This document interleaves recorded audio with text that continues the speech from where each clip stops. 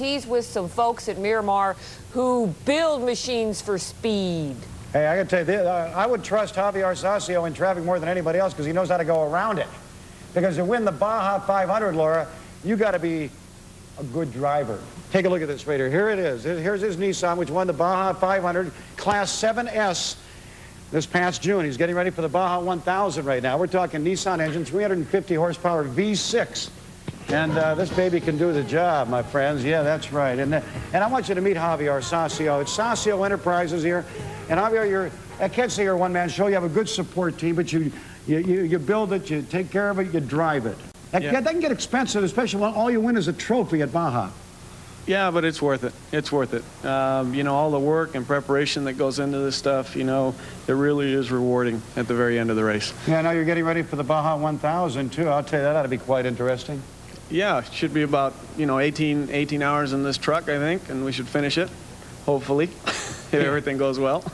Yeah, okay, when you run that Baja 500 or the Baja 1000, it's tough, it's grueling. 13+ hours for the Baja 500. The Baja 1000, about 26 hours. No windshield in there, dust everywhere, rocks flying, the whole thing. It ain't easy.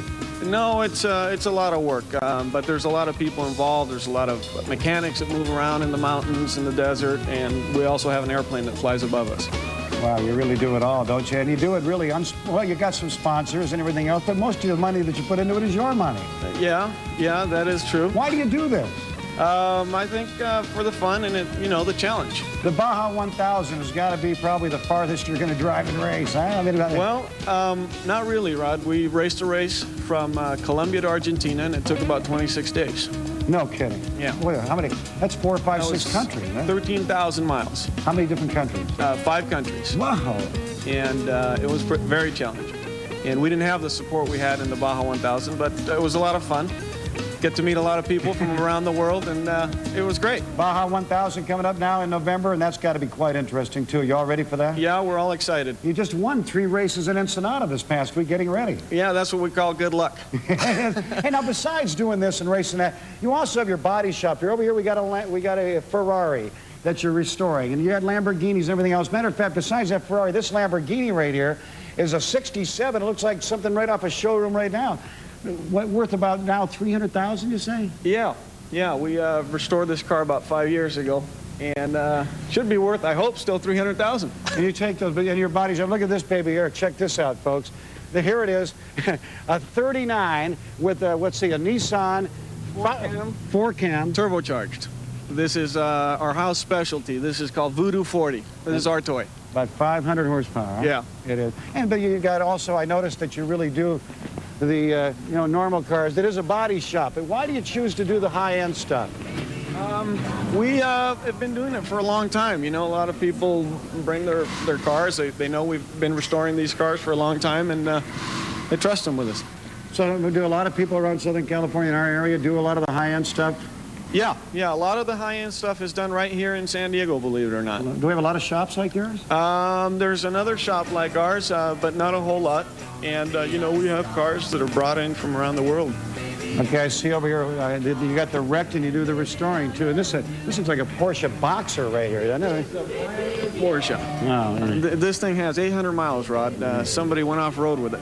They tried to do the Baja 500. It didn't quite work. Didn't over there I see another Ferrari you're working on. Yeah, we got a Testarossa, and our technician is straightening out the frame on it. Wow. Okay, very interesting. You know, I wish you the best in 1,000. But one other thing I got to, you know, when you go out there, too, you win a trophy, and that's the extent of it.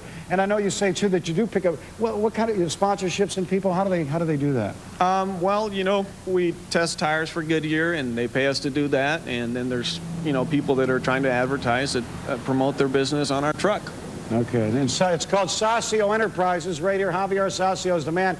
There's a phone number you want to reach him, or you want to put the name of your business on the side of his car at the Baja 1000. What is that number? 566-8807. 566-8807. Good luck, and I might throw KUSI Morning News on the side of your truck. That sounds good. Always a pleasure. What's it going to cost me? We'll talk later about the cost of that. It's amazing, though, getting ready for the Baja 1000, Javier Sacio, and all the other Baja challengers. And again, Stan, I know if you're looking for a Ferrari you want to restore, bring it to the man. Actually, I'd like to have him do a workup on my old Jeep. Bring it in there. Bring it on down. Yeah. Hey, they do some interesting work here, and I'll tell you what, and nice people, too. That's what I like about it all. All right. Hey, I'm heading out of here. I'm going to go over to Steve Terrace. Now, I'll tell you what, he's got at Sam's Cheesecakes now, just named the best in the West. Also has a baklava cheesecake, which they're premiering, which is #1 right now because nobody else can touch it. He's trademarked it and patented it even, whatever they do. And then off to meet up with the people from the Burn Institute. We'll be talking about fire safety. It's Fire Prevention Week.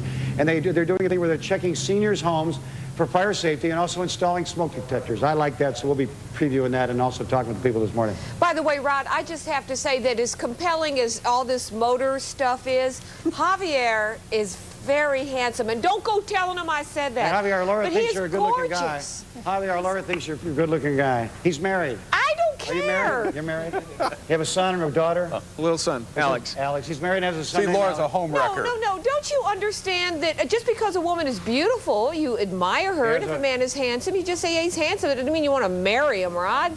He has a brother named Julio who's looking for a gal. Okay, we'll talk. I'll call you. See ya. It's like former President Carter. He says, you know, I told my wife I will admire, just not desire. Exactly. Words to live by, huh?